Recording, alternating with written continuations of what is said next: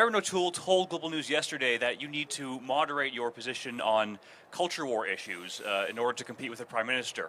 Will you take that advice? Or, like what? These are O'Toole's words, sir. Like what? It's an interview with my Ottawa bureau, sir. Right, but you said there were issues in particular. Do you have any of those issues? He says that some of these issues, I don't, sir. This is questions from my colleagues in Ottawa. But do you accept the premise, I guess, from Mr. O'Toole? Will you change anything going forward? I don't know what the premise is. That you need to moderate some positions on culture war issues, if that's let me put it this way. Whatever it is. Let's talk about my position on the issues. The reason we got 2.5 million more votes under my leadership in the last election than under the previous election was because of the wildly popular positions that I did take to get rid of taxes on fuel, to clear the path for affordable home building, to lock up criminals, to secure our borders, to bring in immigration sanity. I think it's time that Mark Carney moderate his position on the issues. He's doubled Justin Trudeau's deficit, which was already extreme and radical, to $80 billion a year. He's given us the worst food price inflation in the G7. He's kept all of Trudeau's anti-development laws. He continues to have a weak border that allows illegals to be in our country, endangering our people. These are the positions that need to be moderated, conservative positions to make Canada affordable at home, safe at home, and strong at home are the mainstream moderate positions that are overwhelmingly popular and supported by Canadians. Thank you. And another issue for Mr. O'Toole, he told Global News yesterday, saying your party association with some conservative social media influencers is the biggest gift to the Liberals, that if it continues, his words, it guarantees you'll lose the next election. How has your party's association with influencers affected or even hurt your electoral process? Well, I think one of the reasons I got 2.5 million more votes in the last election than we had in the previous election is because we talk to everybody, and we including people who want to get rid of taxes on fuel, who want to have secure borders, lock up criminals, and make our country affordable, strong, and safe at home. And we're going to continue to talk to everybody. Jeremy Borg from the Western Standard. I'd just like to get your reaction to the new LNG pipeline approval in BC today. Oh, finally. It took them forever. This is an expansion of an existing project that took far too long for the Liberals to consider. Unfortunately, Mark Carney has kept in place all of Trudeau's anti-development laws. We need an oil pipeline to the Pacific, for example.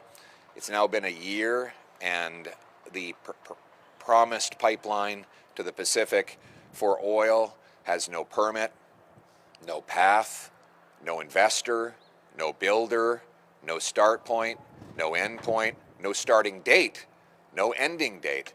And Mr. Carney is requiring that the Alberta taxpayer fund a $20 billion carbon capture project that has never been done anywhere in the world as a condition of eventually approving that oil pipeline. I would get rid of the anti-development carbon tax that Mr. Carney has in place that is making it impossible to produce enough oil to put in the pipeline. I would get rid of C-69, the anti-development law, and C-48. I would eliminate that so that we can legalize the export of oil off the northwest coast of BC. That is how we're going to diversify our trade, unlock and unblock our resources, get a stronger dollar and a more independent and sovereign economy. Thank you. And just following up on that, you've said in the past that the Liberals are anti-gas industry development. Is this signaling that they're going to be more pro-gas moving forward? We'll see. I mean, 10 years ago, there were 18 LNG projects proposed across Canada. Only one of them has so far been completed, and that was approved by the previous Harper Conservative government.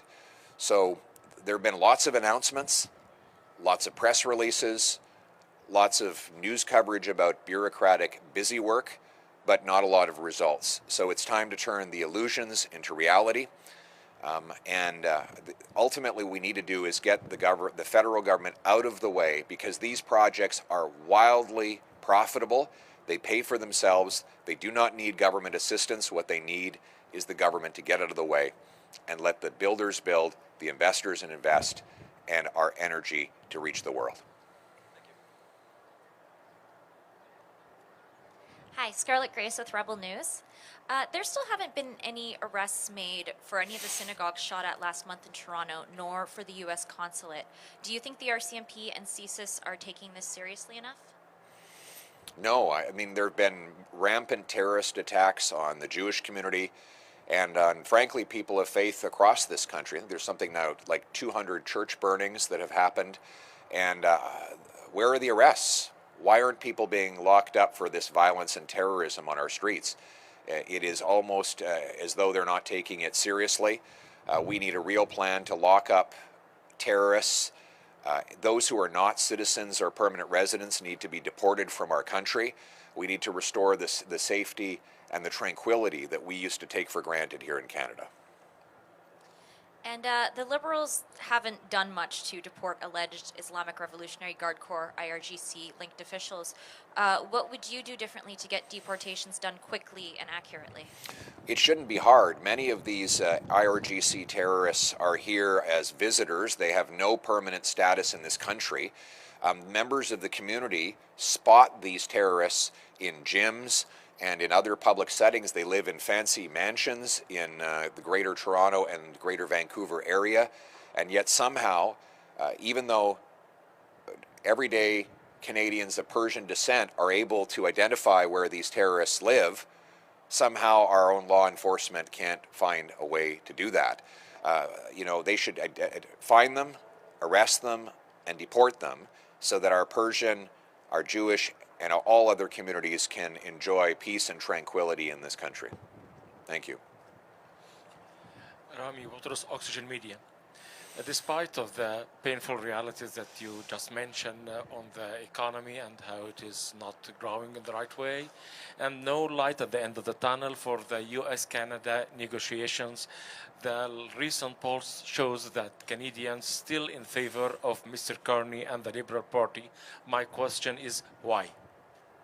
So the first part of the question is on the Canada-US file? Canada-US negotiations, no light at the end of the tunnel.